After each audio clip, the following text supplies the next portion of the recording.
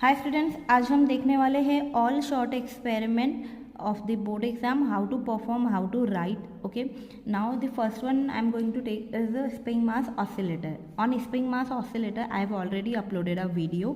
Now here I'm just going to give you a brief.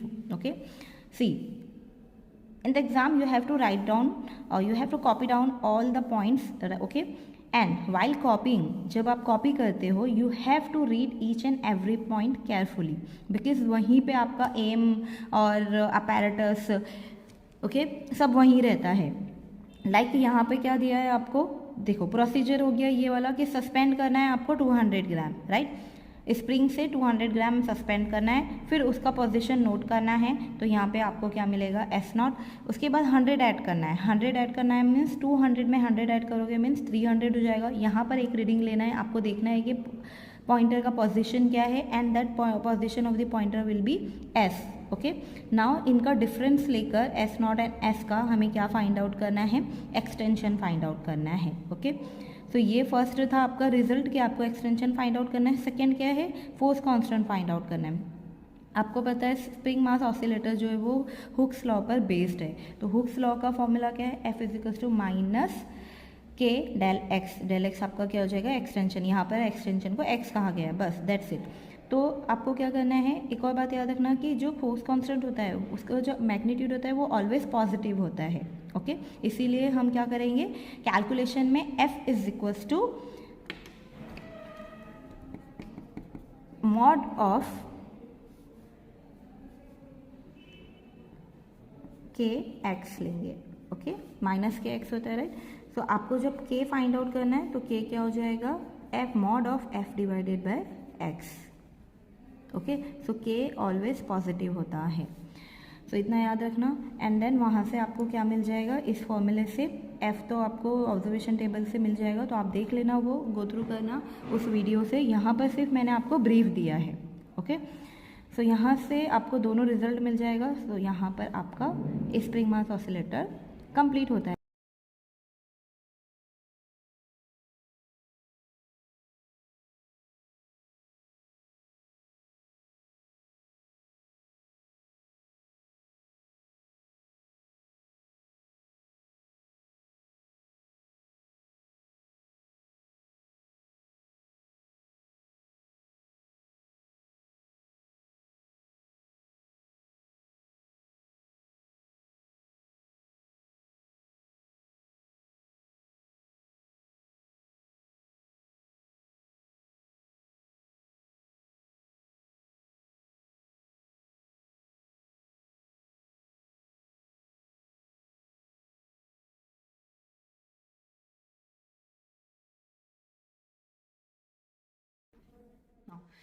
The next one is resonance tube.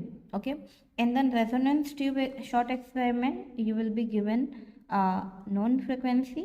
Okay, it will be anything, but now 426 is there. Okay, so we are going to check the resonating length, okay, of this tuning fork, okay, whose frequency is 426. Fine.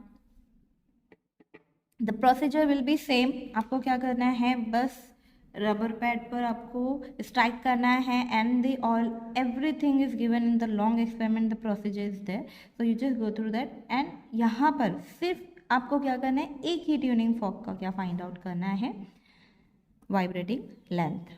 Okay, now after that you have to find the velocity of a sound. The formula is already given. The velocity of sound formula is v is equals to 4nl. Okay, now we will check how to write aim, apparatus, formula, diagram. Okay, and the observation table, and the last one is the result. Okay, so the everything you have to present well.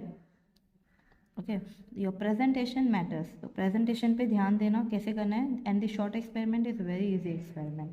Okay, so now see what you have to right.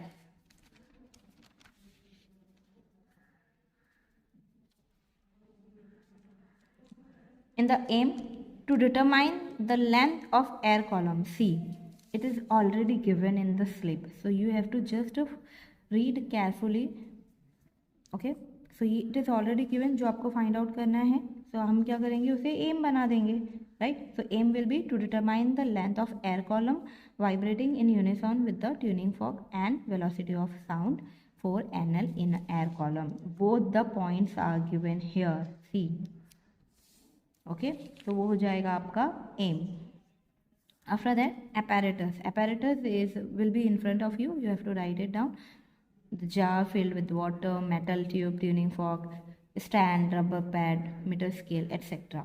Okay, now because we required the formula for finding the velocity of sound. Okay, so that is formula is V is equals to 4NL.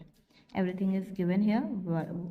The N is frequency of tuning fork, L is the length of the air column. Here the capital L is the corrected length, means in vibrating length we have to add the end correction, right? So you have to remember the diameter of the tube, it is approximately 3.5 centimeter.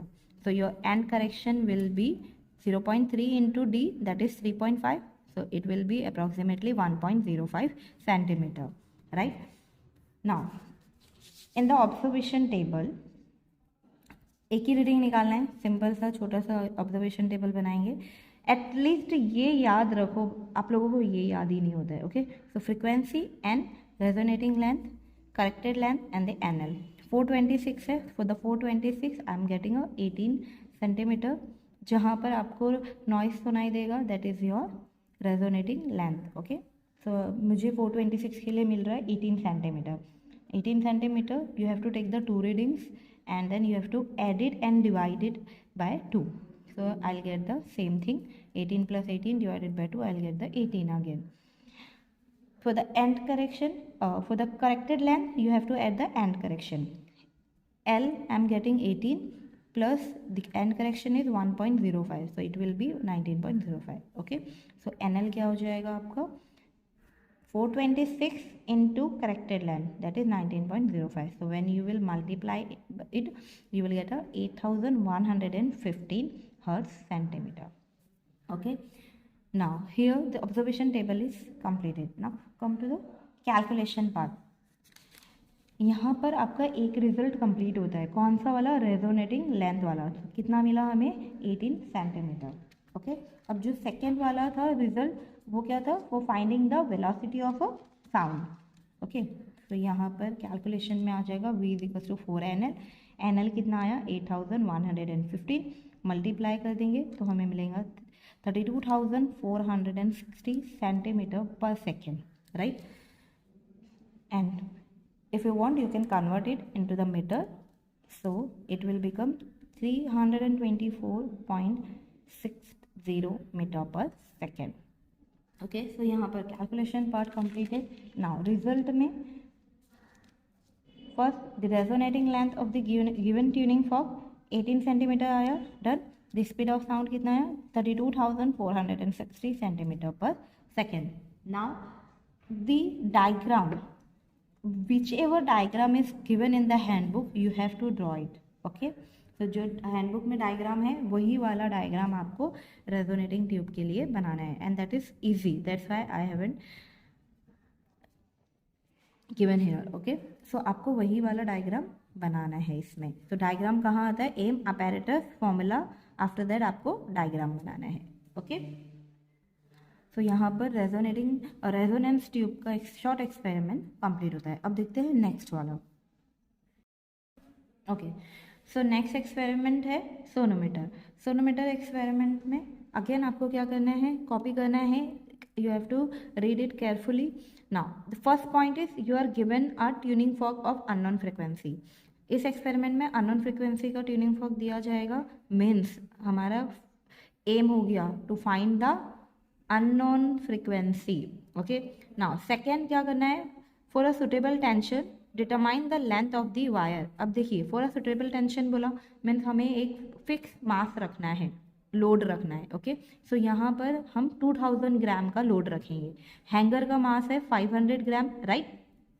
तो आपको 3 slab add करने हैं, because एक slab कितने के बराबर है 500 का। ओके, तो ऐसे 3 स्लैब ऐड करोगे और हैंगर का मास मिला के 2000 ग्राम हो जाएगा। उसके बाद आपको क्या फाइंड आउट करना है, length of the wire vibrating, okay, in the unison with the given tuning fork, ये फाइंड आउट करना है। तो ये आपका एम हो गया for finding the vibrating length of the wire. Okay, उसके बाद using the given value of NL, यहाँ पर थर्ड आपको क्या दिया है, एनएल दिया हुआ है, हमें क्या डिटरमाइन करना है, value of the unknown frequency. Okay, जो कि मैंने पहले ही बता दिया कि हमें यहाँ पर एक तो फ्रिक्वेंसी फाइंड आउट करना है, दूसरा vibrating length. Okay, so procedure will be same, कैसे करना है लॉन्ग एक्सपेरिमेंट से गो थ्रू कर लेना, प्रोसीजर सेम रहेगा, बस यहाँ पर मैं आपको बताऊंगी कि आपको प्रेजेंट कैसे करना है। सो देखिए अगेन मैंने क्या बोला, आपका एम आपके गिवन स्लिप में ही रहेगा, सोनोमीटर के स्लिप से ही मैंने आपको ये बताया, to determine the length of the wire vibrating in unison with the given tuning fork and unknown frequency, right.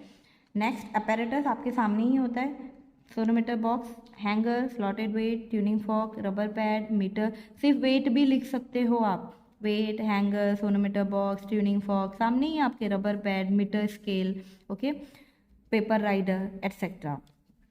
After that long experiment में भी मैंने आपको बताया था कि सोनोमीटर का फ्रिक्वेंसी क्या है, n equals to 1/2L √T/m। अब यहाँ पर हम क्या करने वाले हैं, आपको फर्स्ट सेकेंड पॉइंट में क्या दिया गया है कि for a suitable tension, means tension constant रहने वाला है, राइट। तो टेंशन कांस्टेंट रहेगा, ये भी कांस्टेंट है आपका मास पर unit length, and 2 is also constant. तो यहाँ पर जो फ्रीक्वेंसी है is only going to depends on the length. Okay, so इसे हम क्या कहते हैं, इस रिलेशन को जहाँ पर फ्रीक्वेंसी सिर्फ लेंथ से प्रोपोर्शनल होती है, वो होता है आपका लॉ ऑफ लेंथ। सो जो एक्सपेरिमेंट है ये वाला शॉर्ट एक्सपेरिमेंट, वो लॉ ऑफ लेंथ पर बेस्ड है, ये याद रखना, ये वाइवर्स में पूछते हैं।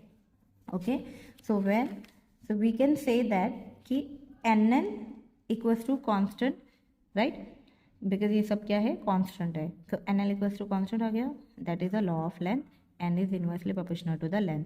लॉ ऑफ लेंथ का मीन्स क्या होता है, the frequency depends on the length, and इसका फुल डेफिनेशन एंड एक्सप्लेनेशन मैंने लॉन्ग एक्सपेरिमेंट में दिया है। ओके, तो ये याद रखना, वाइवा का भी आपका पूरा कवर अप किया है मैंने लॉन्ग एक्सपेरिमेंट में, अभी भी जितना हो सकता है मैं आपको बता रही हूँ, याद रखो एंड प्रेजेंट वेल। अब देखिए डायग्राम है, डायग्राम जो आपको इसमें दिया है हैंडबुक में वो थोड़ा डिफिकल्ट था, इसीलिए मैंने इसको ऐसे ड्रॉ किया है। So you can draw this diagram also. After that observation table, simple, frequency unknown है, vibrating length of the wire, 2 reading निकालेंगे, एंड तीसरा मीन। ओके, तो मुझे जो भी अननोन फ्रिक्वेंसी दिया हुआ है उसके लिए मुझे कितना आ रहा है, 16। ओके, तो 16 2 टाइम्स निकाला एंड दोनों को ऐड करके डिवाइडेड बाय 2 करना है। मीन मीन्स होता है दोनों को ऐड करके, यहाँ पर मैंने 2 रीडिंग लिया है, ओके, इसीलिए मैं दोनों को ऐड करके डिवाइड करूंगी 2 से। 2 से क्यों, बिकॉज मैंने सिर्फ 2 बार रिपीट किया है, इसीलिए। अगर मैं 3 बार रिपीट करती तो तीनों को ऐड करके डिवाइडेड बाय 3 करती। ये चीज़ें बच्चों को ध्यान में नहीं होती है, तो प्लीज़ रिमेंबर दैट मीन का मतलब होता है दोनों को ऐड करो, जितने भी टाइम्स आपने रीडिंग लिया हो। मैंने यहाँ पर 2 बार लिया है, इसलिए दोनों को ऐड करूँगी और डिवाइड कर दूँगी 2 से, तो मुझे मिल जाएगा 16। Okay, mean done. अब कैलकुलेशन में जैसे हमें लॉ पता है NL इक्वल्स टू कॉन्स्टेंट, वही हम फॉलो करने वाले हैं एंड कैलकुलेशन पता करने वाले हैं, ठीक है। सो कैलकुलेशन में N dash L dash is equals to NL लिख सकती हूँ मैं, क्योंकि NL तो कॉन्स्टेंट ही है ना। सो ये क्या हो जाएगा आपका unknown frequency and this is the vibrating length of the unknown frequency, और NL आपको दिया हुआ है, NL कितना है, 8000 दिया हुआ है। तो आप क्या करोगे, पुट कर दो फॉर्मूला में, रीअरेंज कर दो, मुझे क्या फाइंड आउट करना है, अननोन फ्रिक्वेंसी, तो उसे एक साइड रखेंगे बाकी को दूसरे साइड, तो कितना हो जाएगा 8000 डिवाइडेड बाय 16। L कितना आया मुझे, 16 आया, राइट, L डैश, तो मुझे कितना मिल रहा है, अप्रॉक्सीमेटली 500 हर्ट्ज जो है फ्रिक्वेंसी मिल रहा है। ओके, तो यहाँ पर दोनों रिजल्ट हमें मिल गए हैं, तो उसे लिखते कैसे हैं, first point wise result, and then first the vibrating length of the wire is 16 centimeter. Okay, then the second one is the value of unknown frequency is 500 hertz. Done. So यहाँ पर सोनोमीटर का short experiment complete होता है.